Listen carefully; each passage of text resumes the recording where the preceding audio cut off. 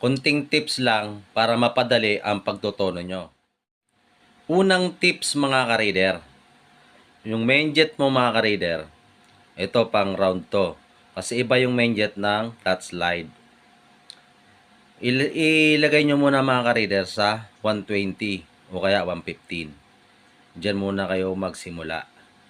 Kung napatino nyo na, sa kayo magtaas ng main jet. Tapos, sa pilot jet mga ka-reader, halimbawa, nilagyan mo ng 35. Itong pilot jet na to, same lang siya ng flat at round. Magkaiba lang siya sa main jet. Sinalpakan mo ng 35. Ito mga ka-reader, ilagay mo sa taas. Depende pa rin yun sa karayom ha. So, hanapin mo na dito. Subukan mo lahat yan. Basic talaga sa gitna, pataas. Hindi na masyado sa baba. Pero depende pa nga rin yan sa karayom.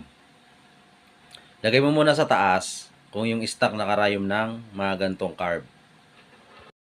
Tapos dito mga ka-reader, ayan, sa area ng fuel mixture, dapat dyan 2.5, maganda na yung tono niya. O kaya 2 in 1 port. So ngayon kapag hindi pa rin napaigi mga ka-reader, lipat ka na naman ng ibang gatla ng karayom.